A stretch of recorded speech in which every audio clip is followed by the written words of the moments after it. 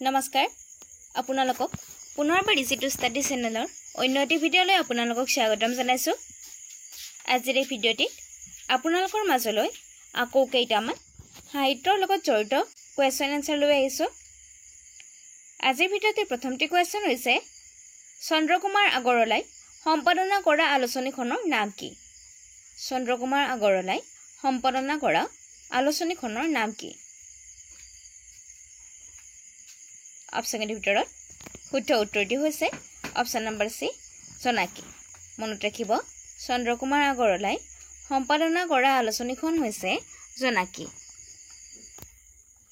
Next কুৱেশ্যনটিত আছে doctor Nirmal Prabha বৰদলৈৰ সাহিত্য একাডেমী বঁটা লাভ কৰা গ্ৰন্থখন কি? ডক্টৰ নিৰ্মল প্ৰভা বৰদলৈ সাহিত্য একাডেমী বঁটা লাভ কৰা গ্ৰন্থখন কি? অৰ্থাৎ কোনখন গ্ৰন্থৰ বাবে ডক্টৰ নিৰ্মল প্ৰভা বৰদলৈ সাহিত্য একাডেমী বঁটা লাভ কৰিছিল? অপশ্যনৰ ভিতৰত শুদ্ধ উত্তৰটি হৈছে অপশ্যন নম্বৰ ডি সুদীৰ্ঘ দিন আৰু ঋতু। মনত ৰাখিব, সুদীৰ্ঘ দিন আৰু ঋতু এই গ্ৰন্থখনৰ বাবে ডক্টৰ নিৰ্মল প্ৰভা বৰদলৈয়ে সাহিত্য একাডেমী বঁটা লাভ কৰিছিল।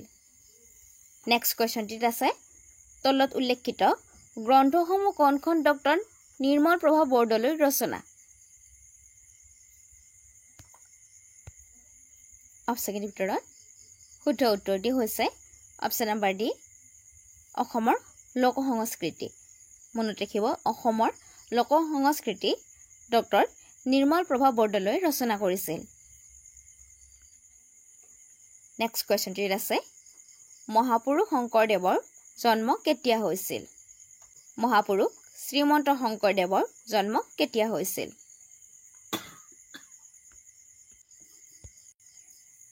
এই কুৱেশ্যনটিৰ এনচাৰ সকলোৱে জানে। অপশ্যন নম্বৰ বি 1449 চনত। মনত ৰাখিব, মহাপুৰুষ শ্ৰীমন্ত শংকৰদেৱৰ জন্ম 1449 চনত হৈছিল। নেক্সট কুৱেশ্যনটিত আছে 12 বছৰ বয়সত শংকৰদেৱক কাৰ তলত পঢ়িবলৈ পঠোৱা হৈছিল? অপশ্যনৰ ভিতৰত শুদ্ধ উত্তৰটি হৈছে অপশ্যন নম্বৰ চি মহেন্দ্ৰ কন্দলিৰ। নেক্সট কুৱেশ্যনটিত আছে শংকৰদেৱৰ প্ৰথমা পত্নীৰ নাম কি আছিল? অৰ্থাৎ শংকৰদেৱৰ প্ৰথম পত্নী কোন আছিল?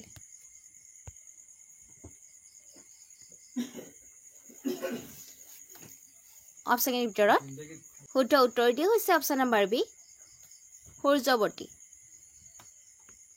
নেক্সট কুৱেশ্যনটিত আছে জগদীশ মিশ্ৰই শংকৰদেৱক ক'ত ভাগৱত গ্ৰন্থখন প্ৰদান কৰিছিল?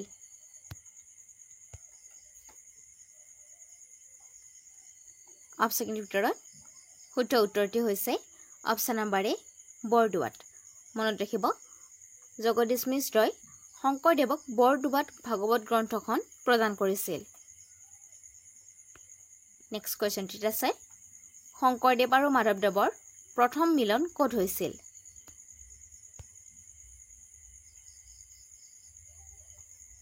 অপশ্যনৰ ভিতৰত শুদ্ধ উত্তৰটি হৈছে অপশ্যন নম্বৰ চি থোৱাহাট বেলগুৰিত। মনত ৰাখিব, থোৱাহাট বেলগুৰি নামৰ ঠাইত শংকৰদেৱ আৰু মাধৱদেৱৰ প্ৰথম মিলন হৈছিল। আৰু ইয়াৰ লগতে আপোনালোকে মনত ৰাখিব, শংকৰদেৱ আৰু মাধৱদেৱৰ প্ৰথম মিলনক মণি কাঞ্চন বুলি জনা যায়। নেক্সট কুৱেশ্যনটিত আছে শংকৰদেৱে জীৱনৰ শেষ ছোৱাত ক'ত কটাইছিল? অৰ্থাৎ শংকৰদেৱৰ মৃত্যু ক'ত হৈছিল?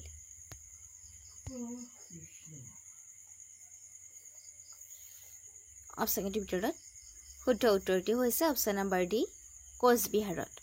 মনত ৰাখিব, শংকৰদেৱে জীৱনৰ শেষ ছোৱা কোচবিহাৰত কটাইছিল। নেক্সট কুৱেশ্যনটিত আছে শংকৰদেৱৰ মৃত্যু কেতিয়া হৈছিল? অপশ্যনৰ ভিতৰত শুদ্ধ উত্তৰটি হৈছে অপশ্যন নম্বৰ বি 1568 খ্ৰীষ্টাব্দত। মনত ৰাখিব, শংকৰদেৱৰ মৃত্যু 1568 খ্ৰীষ্টাব্দত হৈছিল। নেক্সট কুৱেশ্যনটিত আছে তলৰ কোনখন মহাপুৰুষ শংকৰদেৱৰ কাব্য নহয়? অপশ্যনৰ ভিতৰত শুদ্ধ উত্তৰটি হৈছে অপশ্যন নম্বৰ চি ৰাজ সুয় নেক্সট কোৱেশ্চনটিত আছে মহাপুৰুষ মাধৱদেৱে ৰচিত কৰা কাব্যৰ সংখ্যা কিমান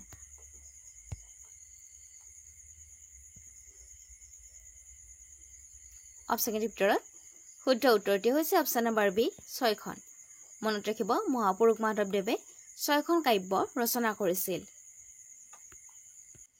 নেক্সট কোৱেশ্চনটিত আছে শংকৰদেৱৰ কীৰ্তন গ্ৰন্থখন কোনে এখন গ্ৰন্থৰ ৰূপ দিছিল শংকৰদেৱৰ কীৰ্তন গ্ৰন্থখনক কোনে এখন গ্ৰন্থৰ ৰূপ দিছিল অপচনৰ ভিতৰত শুদ্ধ উত্তৰটি হৈছে option number D Ramcharan Thakur মনত ৰাখিব ৰামচৰণ ঠাকুৰে শংকৰদেৱৰ যিখন কীৰ্তন গ্ৰন্থ আছে এই গ্ৰন্থখনৰ গ্ৰন্থৰূপ দিছিল নেক্সট কোৱেশ্চনটিত আছে অসমীয়া নাট্য সাহিত্যৰ জনক কোন অসমীয়া নাট্য সাহিত্যৰ জনক কোন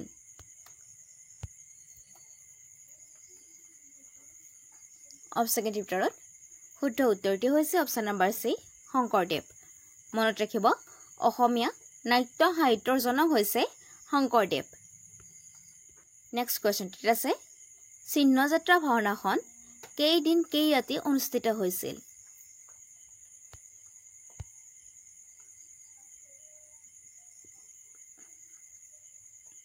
অপচনৰ ভিতৰত শুদ্ধ উত্তৰটি হৈছে অপচন নম্বৰ এ 7 দিন 7 ৰাতি মনত ৰাখিব চিহ্নযাত্ৰা ভাওনাখন 7 দিন 7 ৰাতি অনুষ্ঠিত হৈছিল নেক্সট কোৱেশ্চনটিত আছে শংকৰদেৱৰ নাটত প্ৰয়োগ কৰা ভাষাটোৰ নাম কি আছিল শংকৰদেৱৰ নাটত প্ৰয়োগ কৰা ভাষাটোৰ নাম কি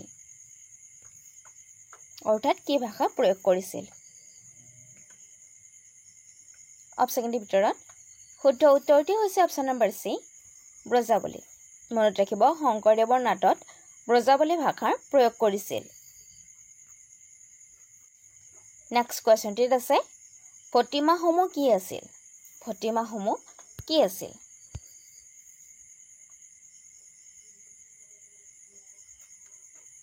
অপচনৰ ভিতৰত শুদ্ধ উত্তৰটি হৈছে অপচন নম্বৰ এ প্ৰশস্তি বা গুণ গৰিমা প্ৰকাশক গীত নেক্সট কোৱেশ্চনটিত আছে শংকৰদেৱে ৰচিত ৰাজ প্ৰতিমাৰ বিষয়বস্তু কি আছিল শংকৰদেৱৰ ৰচিত ৰাজ প্ৰতিমাৰ বিষয়বস্তু কি আছিল অপচনৰ ভিতৰত শুদ্ধ উত্তৰটি হৈছে অপচন নম্বৰ ডি কোচ ৰজা নৰনাৰায়ণৰ প্ৰশস্তি নেক্সট কোৱেশ্চনটিত আছে শংকৰদেৱে কেই প্ৰকাৰৰ প্ৰতিমাৰ প্ৰৱৰ্তন কৰিছিল অপচনৰ ভিতৰত শুদ্ধ উত্তৰটি হৈছে অপচন নম্বৰ বি 3 প্ৰকাৰৰ মনত ৰাখিব শংকৰদেৱে 3 প্ৰকাৰৰ প্ৰতিমাৰ প্ৰৱৰ্তন কৰিছিল কোৱেশ্চনটিত আছে মাধৱদেৱৰ এখন তত্ত্বমূলক গ্ৰন্থ হ'ল অৰ্থাৎ তলত উল্লেখিত কোনখন মাধৱদেৱৰ তত্ত্বমূলক গ্ৰন্থ অপচনৰ ভিতৰত শুদ্ধ উত্তৰটি হৈছে অপচন নম্বৰ এ জন্মৰ ৰহস্য মনত ৰাখিব জন্মৰ ৰহস্য গ্ৰন্থখন মাধৱদেৱৰ দ্বাৰা ৰচিত এখন তত্ত্বমূলক গ্ৰন্থ